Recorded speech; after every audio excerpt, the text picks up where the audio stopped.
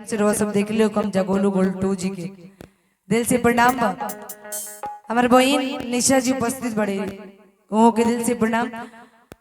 और सीधे सीधे ज्यादा कुछ ना कहते हुए माई के दरबार में हमने की जायल बनी जाखंड करावल गइल। राम जी की भी तरह तरह के बात हुई, लेकिन उससे पहले एगो माई के भजन से शुरुआत। हम चाहब की जी के माई सुंदर सुंदर दो हाथ दिल बड़ी तनी दोनों हाथ ऊपर उठा लीजिए। जे के माई हाथ देले बड़ी, जे के नहीं दिले तो बातें अलग बा। गमछा वाला चाचा मिलल बा ना तो उठा ले। हमरा नाम पर थोड़ी उठावे के भाऊ भौजी आल बड़े जो हम लोग के नाम पे नहीं उठावे के, माई के नाम पे उठावे के। एक बार खाली बेरी बेरी ना कब उठा लो चाचा। अच्छा ये न्यूज लोग उठा ले, सब लोग जितना भी लोग उठा लीजिए चाची।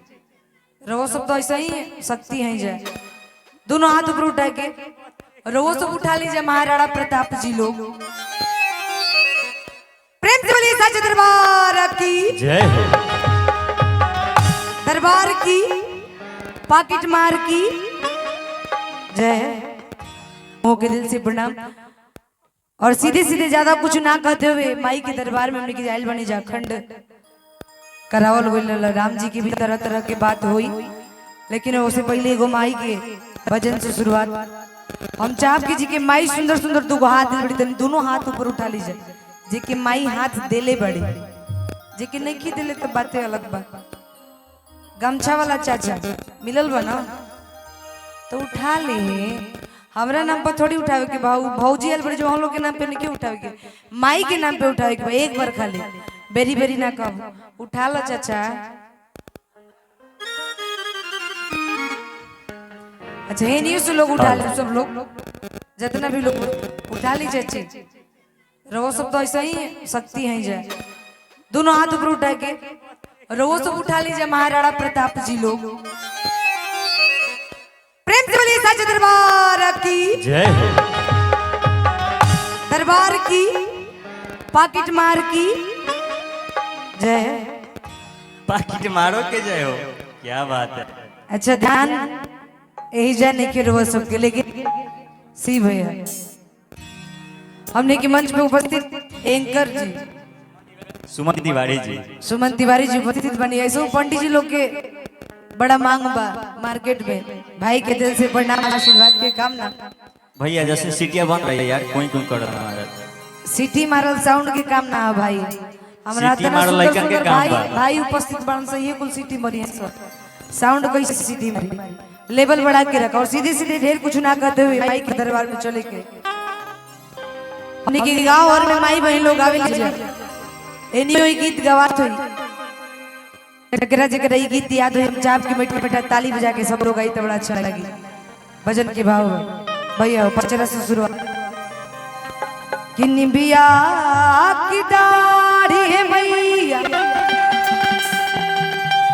आज लावेली झूलू हवा हो कि झूली रे झूली ना।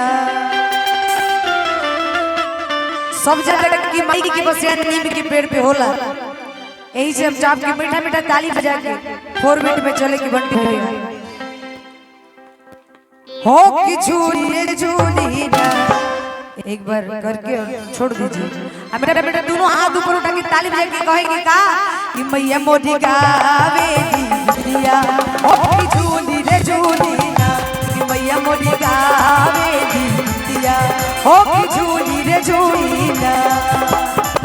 निंबिया की दाढ़ी मैया लावेली झूलू हवा हो कि झूली रे झूली ना। निंबिया की दाढ़ी मैया लावेली झूलू हवा हो कि झूली रे। ठंडा लगता चाची ताली बजावत रही दरबार में आइल बनी जत।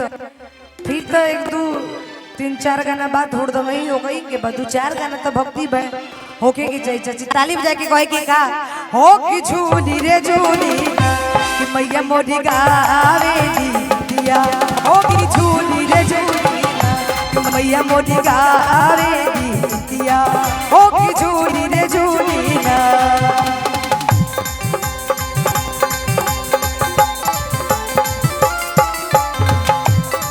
जय हो।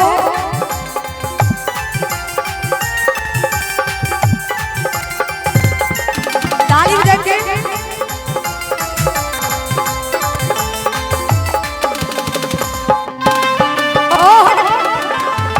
अरे जी हो।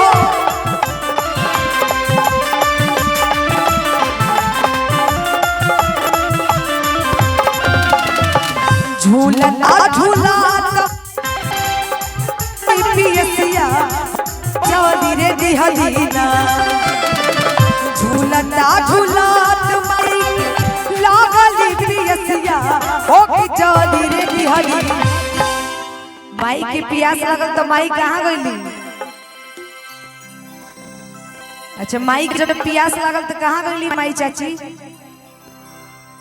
केहू के नहीं के पता देखा ऊ चाची बताओ तड़ी मालिन दुआरे चाची खातिर जोरदार ताली बजा दी जा कि माला हो रिया दुवरिया ओ चौली रे दिहलीना माला हो रिया दुवरिया ओ की चौली रे दिहलीना।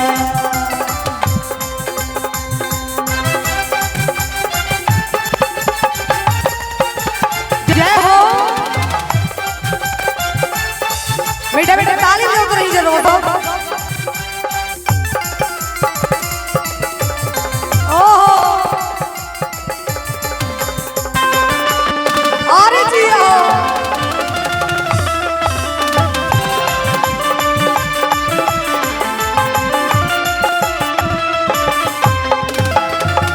जवनिया सीसी मैया हमारा के दिहलू हो की तवनिया सिसियाना जवनिया सीसी मैया हमारा के दिहलू हो की तवनिया सिसियाना। चलिए फिर से करो बाबू सही माई के भजन होता तो ऐसे ही करना है लइका हे मन में हई हलवा जवान होई तो का करी भगवाने जाने से। अच्छा कोनो बात ना जमाना काफी आगे हो गइल बा दोस्त ही बबुओं के नहीं खे जब भाई गमछा वाला गार्जियन है ना ताली बजाइए तो लड़का कैसे ताली बजाए।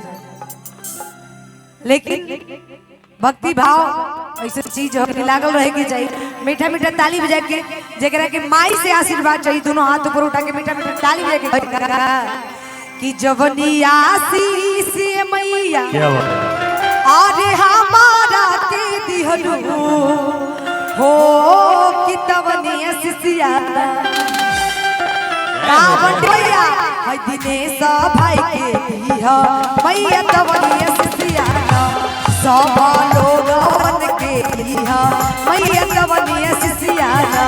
भाई हो बिया की दाढ़ी मैया लावेली झुलू हवा हो की झूली रे झूली ना बिया की दाढ़ी मैया लावेली झुलू हवा हो की झूली रे झूली ना। ये भजन के आखिरी लाइन पीछे से वीडियो रिकॉर्डिंग करत रहे के बाद ताली बजावत रहे के भाई एगो हाथे दोनों हाथ उठा के कहे के चाचा कि मैया मोदी गावे दिया हो की झूली रे झूली ना मैया मोदी गावे दिया हो की झूली रे झूली ना कि मैया मोदी गावे दिया हो की झूली रे झूली ना कि मैया मोदी गावे दिया हो की झूली रे झूली ना कि मैया मोदी गावे दिया हो की झूली रे झूली ना। जोरदार ताली।